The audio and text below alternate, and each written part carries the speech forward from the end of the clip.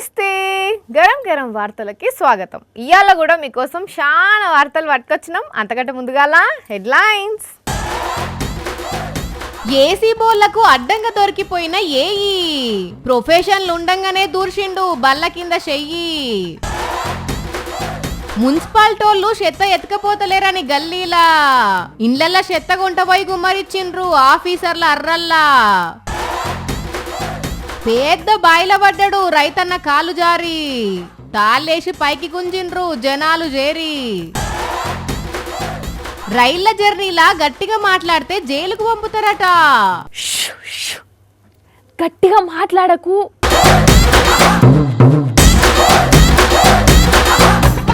ఒక యువ రైతన్న పొలం కాడికి పోయిండు.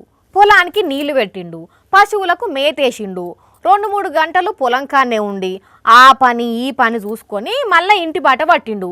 గంతే, గంట సేపు అయింది, 2 గంటలైంది, కానీ రైతన్న ఇంటికి రాలేదు. ఇంట్లో ఫోన్ కొడితే ఎత్తుతలేడు. అరే ఏమైంది నడిమిట్లా అంటారా? పాండే చూసేద్దాం. ఇదేంది అన్న ఒక్కడే చీకట్లున్నాడు, ఇంత లోతులున్నట్టు కనబడుతున్నాడు. ఆగమాగంగా భయంగా పరిస్థితి ఉన్నది. ఇంతకు ఏమైంది అంటే ఈ అన్న బాయిలో పడ్డడుల్లా. అవును, మళ్ళా అది చిన్న సన్న బాయి కూడా కాదు, 70 అడుగుల బాయి. అగో ఈ అన్న కాపాడేందుకు దిగనే దిగి తాడు కట్టి మళ్ళా పైకి తీసుకొస్తున్నాడు కదా. లాగుండ్రి అన్నలు లాగుండ్రి.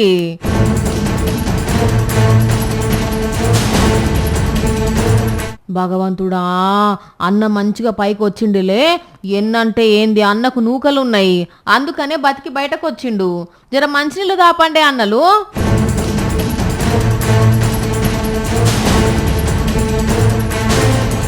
దగ్గర 5-6 గంటలు ఈ బావిల్నే ఉన్నాడట. మరి ఎట్లా కాలు జారి పడ్డాడో గాని ఎంత మందిని పిలిచినా ఎవ్వరికి వినబడతలేదట.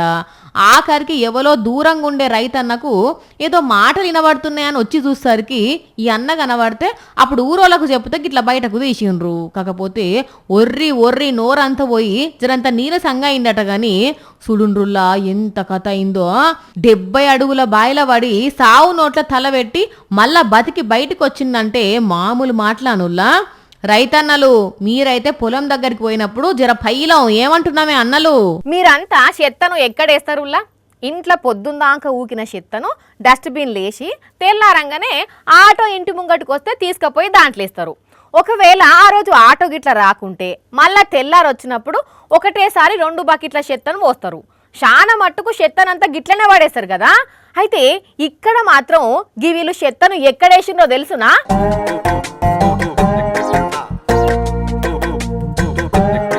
ఓర్ని అవ్వ, ఇదెక్కడి కథ. చెత్తను తీసుకుపోయి ఏ చెత్త ఆటోలనో ఏ డంపింగ్ యార్డ్లనో పోస్తారనుకుంటే తీసుకుపోయి పెద్ద ఆఫీసులో అన్ని రూమ్లో పోసిండ్రు. ఒక్కొక్కరు మస్తు గరం మీద బకెట్లు బస్తాలు డబ్బాలతో తెచ్చి కంపు కొట్టే చెత్తనంతా వేసిర్రు. అసలు వీళ్ళంతా ఎవరు ఎక్కడుంటారనంటే వీళ్ళంతా మైబాద్ జిల్లాలో ఉండే పబ్లిక్. చాలా రోజుల నుంచి చెత్తను ఎవ్వరు తీసుకుపోకుండేసరికి కోపం మీద ఈ పని చేసిర్రట. ఇక అటెంగా ముచ్చట అన్న చెప్తాడు ఈనుండ్రి. కమిషనర్ గారి ఛాంబర్, చైర్మన్ గారి ఛాంబర్ కావచ్చు, డిఈ గారి ఛాంబర్ కావచ్చు, ఈవెన్ హాల్ కావచ్చు, ప్రతి దగ్గర మేము మొత్తం ఆ చెత్తను డంపింగ్ చేసాము. అవ్వర బిడ్డ ఇన్నారుల్లా, వీళ్ళు పోసిన రూములన్నీ పెద్ద పెద్ద ఆఫీసర్ల వాట. మరి ఆఖరికి వాళ్ళేం చెప్పిండ్రు, మీరేమన్నారు? ఇంతకు చెత్త తీస్తామన్నారా తీయమన్నారే? మళ్ళీ మాకు ఇలాంటి ఇబ్బంది గనక ఖచ్చితంగా వాళ్ళు మళ్ళీ ఇదే చేస్తే ఖచ్చితంగా మేము మున్సిపాలిటీలో ప్రతిరోజు చెత్తను తీసుకొచ్చి అక్కడే వాళ్ళ ఛాంబర్స్ లో వేయడం జరుగుతుంది. వాయమ్మో, మంచిగా క్లారిటీ మీదనే ఉన్నారే అన్నో. అర్థమైంది అనుల్లా. మళ్ళగాంక చెత్త తీయకుంటారట, దినం ఇంట్లుండే చెత్తనంతా తీసుకొచ్చి ఇట్లనే వేస్తారట. మరి ఎన్ని రోజుల నుంచి విసిగిపోయినరో గాని మున్సిపల్ ఆఫీస్కు చెత్తను తెచ్చేయడమే గమ్మత్తుకున్నది పోన్రి. ఒక్కొక్కరు సర్కార్ నౌకరి కోసం కండ్లు కాయలు గాయంగా చదువుకుంటా, ఏ కొలువు చేయకుండా, పైసకు అవస్థ పడుకుంటా ఎప్పుడెప్పుడు ఉద్యోగం వస్తుందా, ఎప్పుడు సెటిల్ అవుతామా అని ఎదురు చూస్తుంటే రామసక్కదనాల ఉద్యోగంలో చేరిన ఒక మోతెవరి చూడుండ్రి ఏం చేసిండో. ఇగో ఈడ ఏం ఎరగనట్టు శుద్ధపూస లెక్క కూసున్న సుధాకర్ గురించే ముచ్చట. ముంగటున్న నోట్లను చూస్తే ఈ పాటికే అర్థమై ఉంటదే మీకు. ఎస్, లంచం తీసుకుంటూ దొరికిపోయిండు సుధాకర్ వారు. మరి మోతెవరు చేసిన ఘనకార్యమేందో పట్టుకున్న ఏసీబీ సారే చెప్తాడినండి. 50,000 రూపాయలు లంచం తీసుకోవడం ట్రాప్ చేయడం జరిగింది. హుజరాబాద్ లిమిట్స్ లో కాంట్రాక్ట్ ఇచ్చిన ఫిర్యాదు మేరకు అతను ఒక డ్రైనేజ్ వర్క్ చేశాడు. ఆ డ్రైనేజ్ వర్క్ ఒక ఎంబీ రికార్డ్ చేసి బీకి ఫార్వర్డ్ చేయడానికి లంచం డిమాండ్ చేయడం జరిగింది. అదట ముచ్చట. కాంట్రాక్టర్కు రావాల్సిన పైసల ఫైల్ను పై ఆఫీసర్కు పంపేటందుకని లంచం అడిగి దొరికిపోయింది అన్నట్టు. కరీంనగర్ జిల్లా హుజురాబాద్ మున్సిపల్ ఆఫీస్లో అయిన ముచ్చట ఇది. హైలైట్ ఏంటంటే ఈయన ఇంకా ప్రొబేషన్ పీరియడ్లోనే ఉన్నాడట. మొన్ననే జాయిన్ అయ్యాడట కొలువుల. అప్పుడే బల్ల కింద చేతులు పెట్టుడు చాలు చేసిండు. అంటే చూడండి ఇక ఎట్లున్నదో కథ. అరే కొత్తగా కొలువులకు వచ్చిన వాళ్ళు ఎట్లుంటారు? నీతికి నిజాయితీకి నిదర్శనం అన్నట్టు పని చేస్తారు. కానీ ఇప్పుడే ఈయన గారు తినుడు షురువు చేసిండంటే ఇట్లనే ఇడిచిపెడితే సర్వీస్ ఒడిచేసరికి అవినీతి తిమింగలం కాదు, అంతకు మించి ఇంకేదన్నా ఇతడు కావచ్చు అని మస్తు తిడుతున్నారట. ఈయన పైసలు అడిగితే ఇయ్యలేక అవస్థ పడుతున్న కొందరు. కానీ బంగారం వస్తుంది గవర్నమెంట్ కొలువు వచ్చి చక్కగా పని చేసుకోక ఏందన్నట్టు ఇది ఇజ్జత్ అంతా వాయనా ఇప్పుడు. మరిగా కేసు అయితే ఫైల్ చేసినాము, కోర్టులో హాజరుపరుస్తాము అంటున్నారు. కానీ కొలువులకేంచి వీకేస్తారా లేకుంటే 4 రోజులు సస్పెండ్ చేసి మళ్ళీ ఇదే సీట్లో కూసబెడతారో తెలియదుగా. అట్లా గినైతే ఇంకేమన్నా ఉన్నదా? అర్జెంట్ పని ఉన్నది, ఇంటికి పోయి రేపు ఆర్తల టైంకు బరాబర్ వస్తా అన్నది మా వెన్నెల. కానీ ఇది వరదాకా జాడలేదుల్లా. అసలు ఏడున్నదో కదా. కెమెరామెన్ అన్నా లైవ్ లకు తీసుకో ఎన్నెలను. ఇది ఇంకా రైల్లోనే ఉన్నది కదా. ఇక ఎన్నడు రావాలి, ఎన్నడు వార్త చెప్పాలి. ఓ పిల్ల ఎన్నెలా చెవుల తీగలు పెట్టుకుని తింగర్ మొకబ్ది అసలు చూడనే చూస్తలేదు కదా. లైవ్ కలిపిన ముచ్చట కూడా తెలుస్తలేదు పిల్లకు. ఓ వెన్నెలా, నేనీడ గొంతు ఓంగొర్లుతుంటే ఈనొస్తలేదా? ఎంత సౌండ్ పెట్టుకున్నావు చెవులా?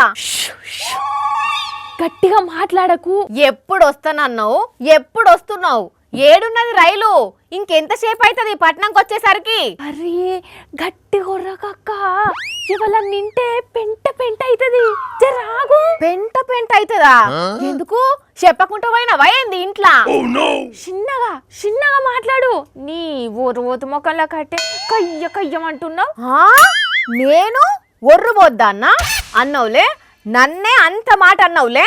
అయ్యో దేవుడా, ఇవాళ నా కంప్లైంట్ పెడతారక్క. జరాగు, స్టేషన్ వచ్చింది, దిగినాక మాట్లాడతా గాని. ఆగు, దిగుతున్నా. నువ్వైతే రా ఆఫీస్కు, నీ సంగతి చెప్తా. నన్ను ఒర్రుబోతుంది అంటవా? జాయిన్ అయిన 4 రోజులకే మన పిల్ల కదా అని చనువిస్తే నోరు నెత్తినేసుకుంటున్నది. అమ్మా ఆగు. ఓ అక్క, ఏం ఒర్రుతున్నావు? ఒకటే బండ్లుండంగా దీనాక మాట్లాడానా? నువ్వు ఆగు. నన్నే మాట్లాడి మళ్ళా ఉల్టా నా మీదకే కలబడుతున్నావు ఏంది? ఊరికి పోయి రాగానే కొమ్ములు పెరిగినాయా ఎట్లా? కొమ్ములు పెరుగుడు కాదు, జర్రైతే నువ్వు చేసిన పనికి కాసులు పోయేటి. నేనేం చేసినా? నేనున్నది అసలే రిజర్వ్డ్ పోగిలా, నువ్వేమో కప్ప నోరేసుకొని ఒర్రబడతాంటివి. పిసలేసిందా నీకు? ఊకుంటా అంటే రెచ్చిపోతున్నావు. ఇందాకేమో ఒర్రుబోతుంది అన్నావు, ఇప్పుడేమో కప్పనోరు అంటున్నావు. నీ బల్లి మొకందానా? అయ్యో, అది నీ మీద కోపం కాదక్క. పుసుక్కన ఎవరన్నా టీసీకో పోలీసులకో కంప్లైంట్ పెడతారని భయంతో అట్లా అన్నా. అర్థమైంది. షీ, గీసోంటి దాన్ని అనుకోలే నువ్వు. ఏమర్థమైంది?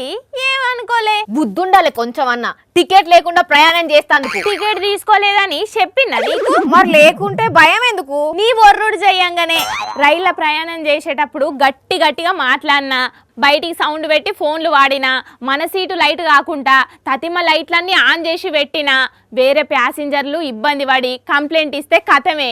ఏం కథమే? నువ్వు చెప్పినవన్నీ చేసి పక్క ప్యాసింజర్లు ఎవరైనా తిప్పల పడి కంప్లైంట్ ఇస్తే జరిమానాతో పాటు జైలు శిక్ష వేసే అవకాశం ఉన్నది, అంతే కదా? అంటే ముచ్చట తెలిసి నన్ను ఆగం చేద్దామని గట్టి కొర్రినవా? నేను రైళ్ళు ఉండంగా దొండి మొగ్గందానా. నువ్వు ఆ రాయేష్ గాడు ఏది చక్కగా తెలుసుకోరా?